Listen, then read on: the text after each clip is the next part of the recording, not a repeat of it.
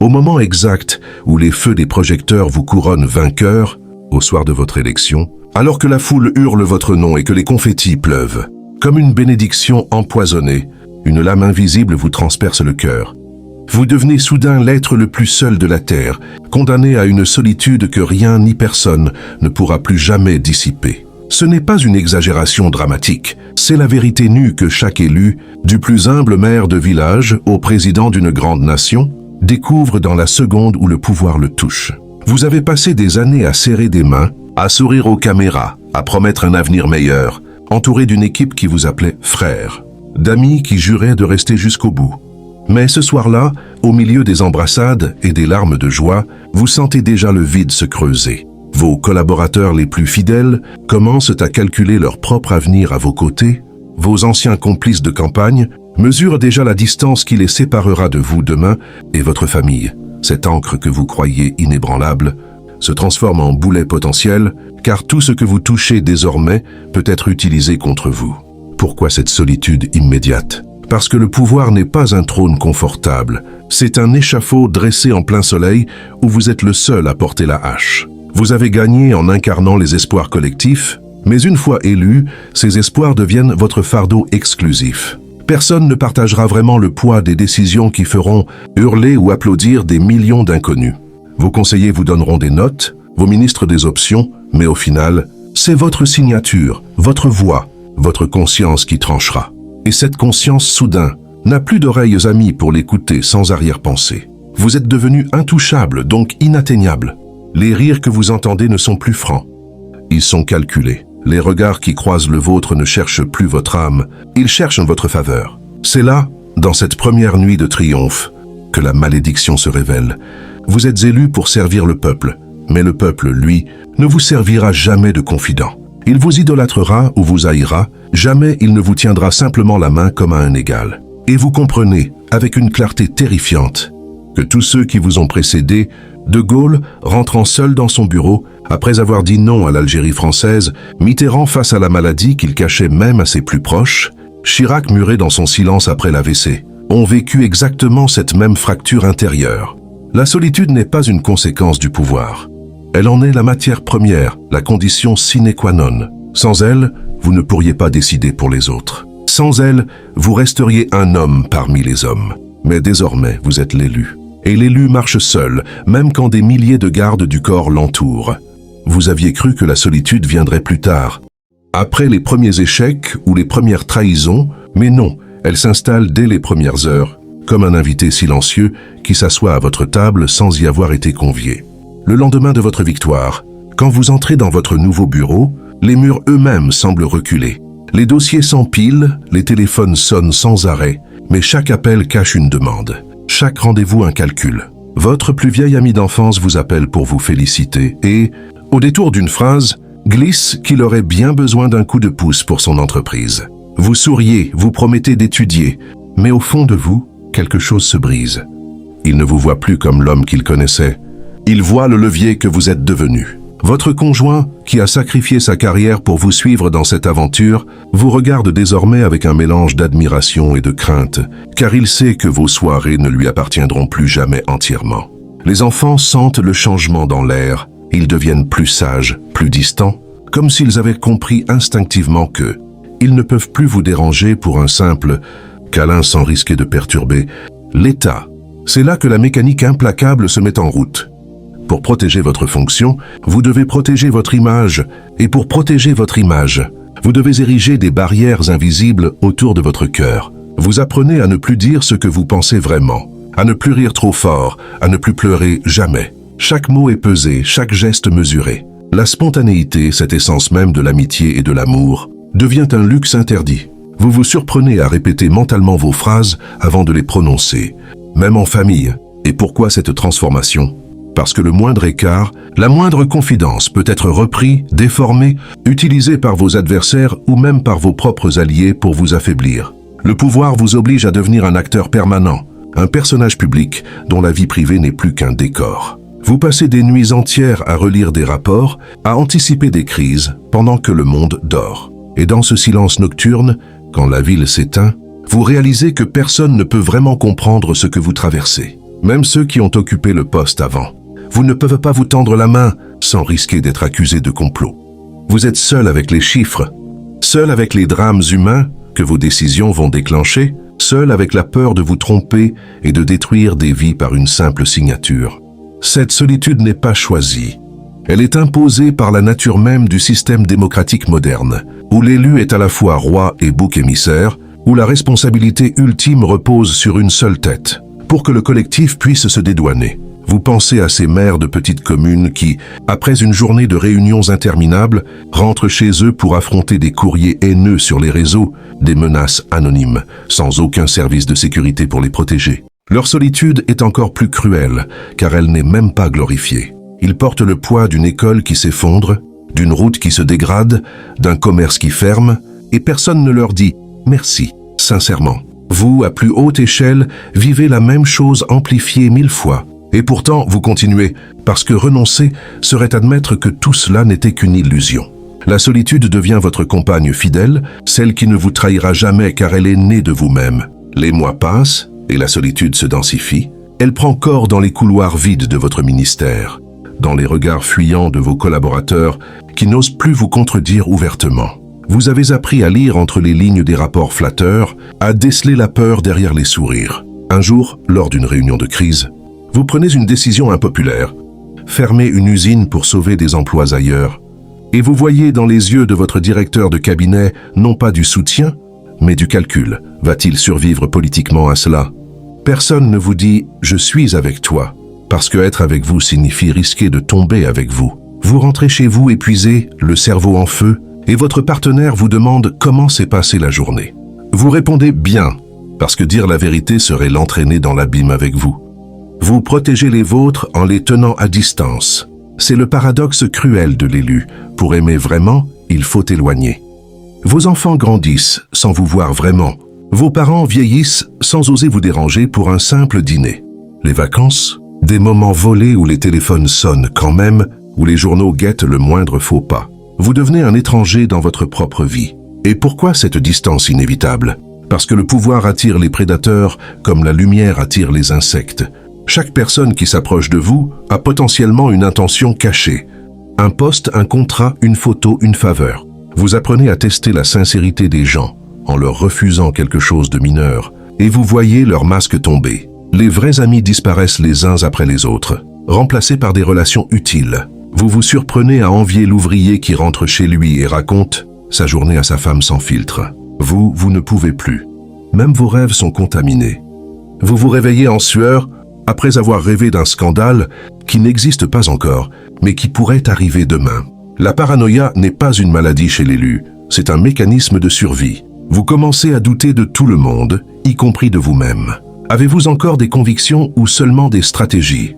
La solitude creuse un gouffre où vos idéaux d'origine se perdent peu à peu.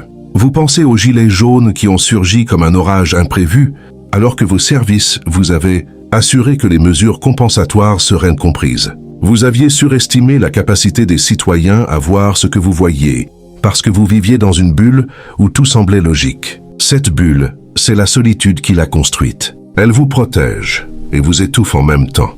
Vous devenez expert en masques, en sourires de façade, en phrases creuses qui rassurent sans engager. Et au fond, vous pleurez en silence la personne que vous étiez avant, celle qui pouvait encore se tromper sans que le pays entier en paie le prix.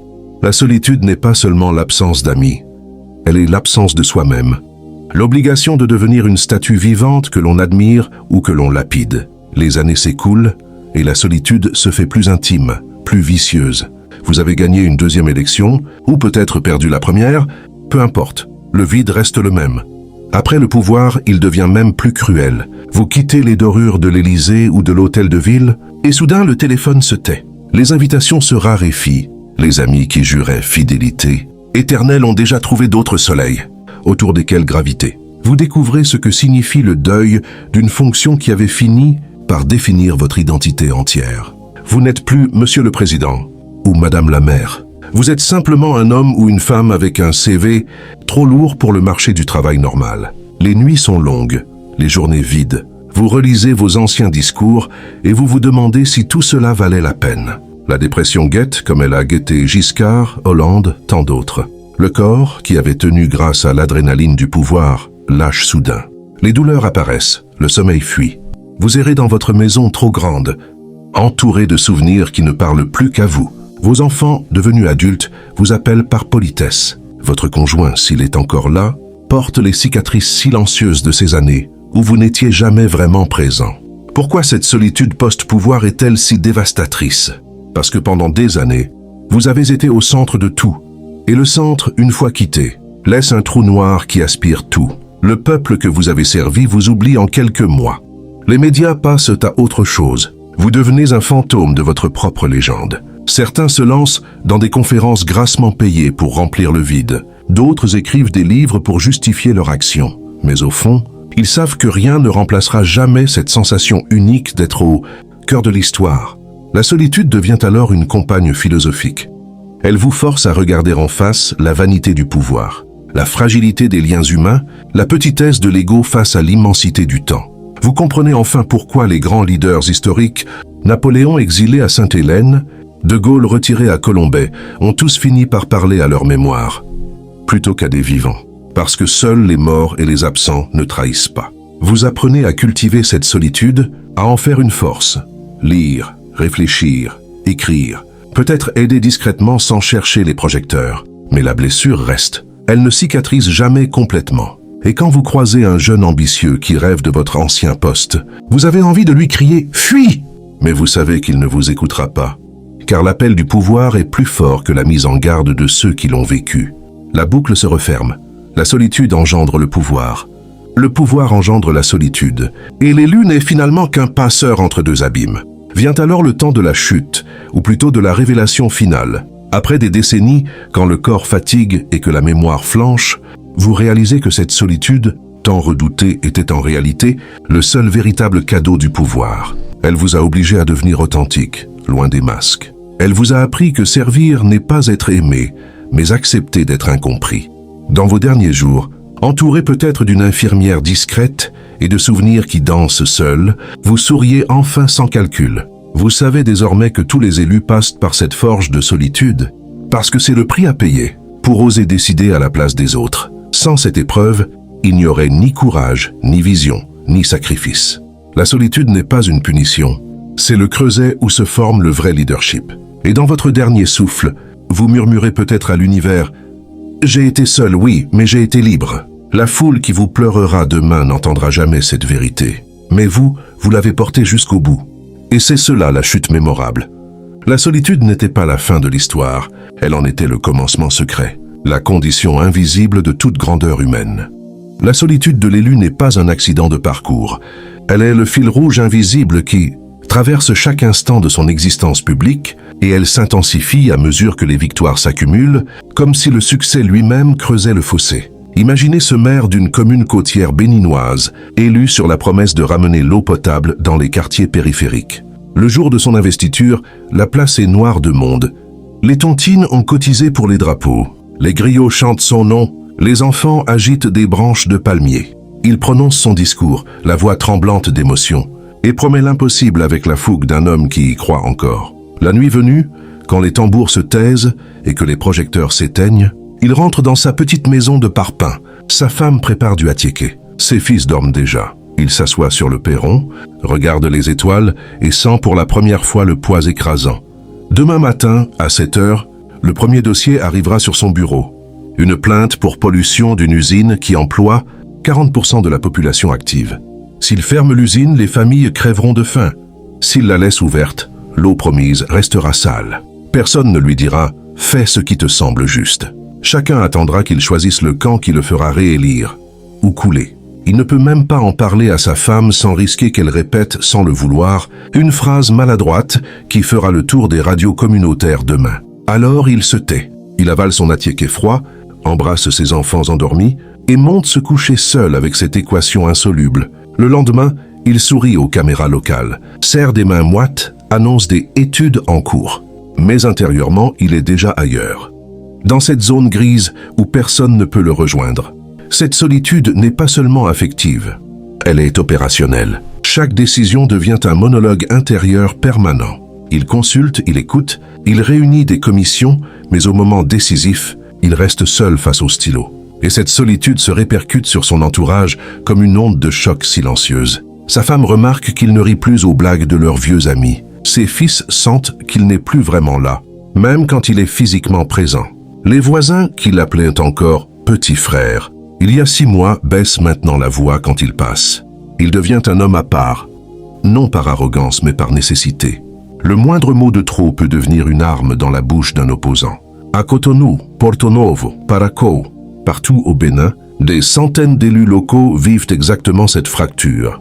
Ils portent des costumes trop chauds sous le soleil de latérite, sourient aux inaugurations de fontaines qui ne coulent pas encore et rentrent chez eux pour affronter un silence que même la musique de la radio ne parvient plus à combler.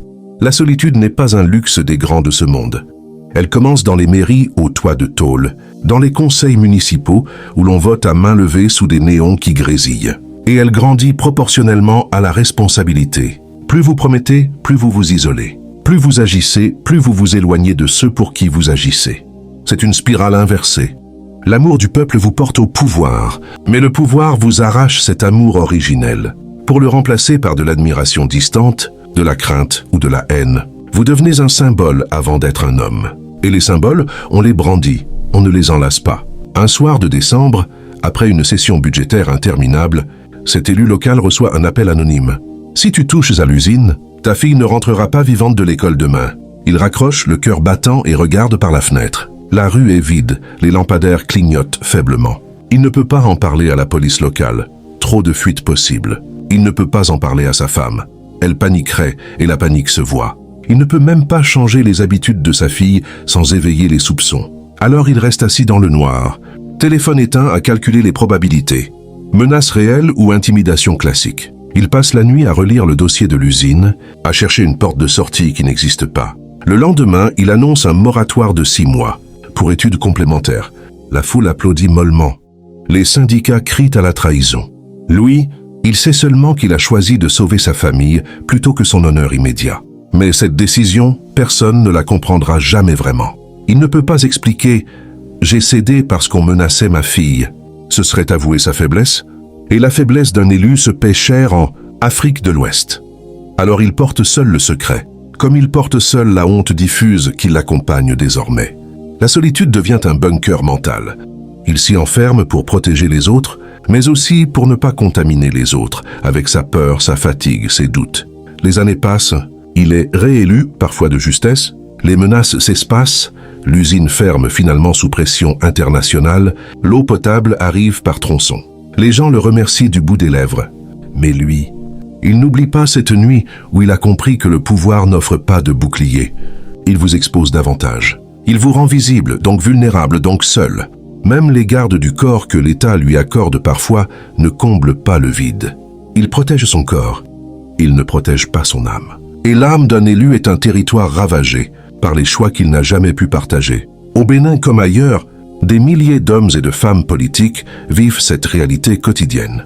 Ils sourient en public, serrent des mains moites, postent pour des selfies, mais rentrent chez eux pour parler tout bas à des murs qui ne répondent pas. La solitude n'est pas un drame spectaculaire. C'est une érosion lente, une usure invisible qui creuse des sillons dans le regard, qui rend la voix plus grave, les silences plus longs. Vous parlez moins aux dîners familiaux, vous riez moins fort, vous rêvez moins. Parce que rêver, c'est redevenir vulnérable, et la vulnérabilité est un luxe que l'élu ne peut plus s'offrir. Et puis il y a les trahisons qui achèvent de bétonner le mur. Cet adjoint fidèle depuis 15 ans, celui qui rédigeait vos discours à la main, quand vous étiez encore conseiller municipal, celui qui pleurait de joie le soir de la victoire. Un matin, vous découvrez, dans la presse locale, qu'il a rejoint l'opposition et qu'il vous accuse de détournement de deniers publics sur un marché passé, en 2018, un marché qu'il avait lui-même négocié. Vous relisez l'article 3 fois, le souffle coupé, pas tant par la douleur de l'accusation, vous savez qu'elle est fausse, mais par la précision chirurgicale avec laquelle il a choisi le mensonge le plus blessant. Il connaissait vos faiblesses, vos moments de doute, vos colères passagères. Il les a transformées en munitions. Vous convoquez une conférence de presse, vous démentissez calmement, preuves à l'appui. Les caméras captent votre dignité, mais le soir, seul dans votre bureau, vous pleurez sans bruit pour la première fois depuis des années. Pas pour l'image ternie, pas pour les voix qui se détourneront, Vous pleurez pour l'amitié morte, pour cet homme que vous considériez comme un frère et qui a préféré une circonscription à 15 ans de complicité. La trahison n'est jamais anodine chez l'élu, elle confirme la règle implacable. Personne ne reste par pure affection quand le pouvoir change de camp ou quand une meilleure offre se présente. Les alliances sont tactiques, les amitiés des variables d'ajustement. Vous apprenez à ne plus compter sur personne, à ne plus rien attendre d'autre que des compétences et des loyautés provisoires. Vous devenez un chef d'orchestre qui ne peut jamais applaudir avec les musiciens. Vous dirigez, vous encouragez, vous félicitez. Mais vous ne pouvez jamais baisser la garde pour dire simplement « j'ai peur ». Parce que la peur chez un élu est contagieuse. Elle fait fuir les investisseurs, paniquer les électeurs, réjouir les adversaires. Alors vous la gardez pour vous, comme un poison lent que vous avalez chaque matin. Et ce poison finit par colorer tout. Vos relations avec vos enfants deviennent plus formelles. Vos conversations avec votre conjoint plus prudentes. Vous parlez météo, santé, actualité internationale. Jamais de ce qui vous ronge vraiment. La solitude n'est plus seulement physique. Elle est devenue structurelle. Elle est inscrite dans l'architecture même de votre vie. Vous vivez entouré de gens, mais séparés d'eux par une vitre blindée invisible. Et le plus terrible, c'est que vous finissez par vous habituer. Vous cessez de chercher la main tendue parce que vous savez qu'elle ne viendra pas, ou qu'elle viendra avec un prix caché. Vous cultivez une forme de froideur élégante, un sourire qui ne monte jamais jusqu'aux yeux.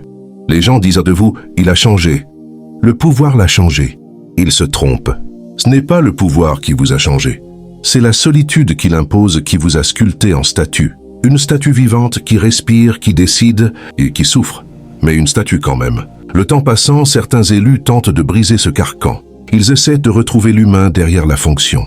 Un week-end, vous décidez de retourner au village natal, sans cortège, sans escorte. Vous marchez pieds nus sur le sentier rouge, respirez l'odeur des feux de bois, serrez dans vos bras une vieille tante qui vous appelle encore, par votre prénom d'enfant. Pendant quelques heures, vous êtes redevenu celui que vous étiez à 15 ans. Insouciant, rieur, vulnérable. Vous buvez du soda-bi avec les anciens, racontez des anecdotes idiotes, laissez les enfants grimper sur vos genoux.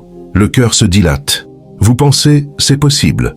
On peut revenir en arrière. Puis le téléphone vibre. Un conseiller, Monsieur le maire, il y a une manifestation devant la mairie. Il bloque la nationale. Il faut rentrer. Vous raccrochez. Le charme est rompu. Les anciens vous regardent avec une fierté mêlée de distance. Ils savent que vous n'êtes plus tout à fait des leurs. Vous repartez en 4x4 vitres teintées et le village rapetisse dans le rétroviseur. Dans la voiture, le silence est assourdissant. Vous avez touché du doigt ce que vous avez perdu et la douleur est plus vive qu'avant. Parce que maintenant, vous savez, même les racines ne vous sauveront plus. Elles vous rappellent seulement ce que le pouvoir vous a pris. Alors vous choisissez l'inverse. Vous vous enfermez davantage. Vous limitez les apparitions publiques non obligatoires. Vous refusez les invitations privées. Vous devenez un fantôme efficace. Et paradoxalement, c'est quand vous disparaissez un peu que les gens commencent à vous regretter. Mais c'est trop tard. La solitude est devenue votre peau. Vous ne pouvez plus l'enlever sans vous écorcher vif. Certains soirs, vous ouvrez une bouteille de vin seul, mettez une vieille chanson de Angélique Kidjo et laissez couler les larmes sans honte. Personne ne vous verra, personne ne jugera. C'est votre unique moment d'intimité authentique, pleurer sans témoin. Et dans ces larmes, il y a tout. La fatigue accumulée, les rêves abandonnés, les amitiés mortes, les enfants qui grandissent sans vous, la peur permanente de mal faire, la certitude que même vos plus belles réussites seront oubliées dans 10 ans. Mais il y a aussi une étrange paix, parce que dans cette solitude absolue, vous cessez enfin de jouer un rôle. Vous êtes nu face à vous-même. Et cette nudité, aussi douloureuse soit-elle, est la seule liberté qui vous reste.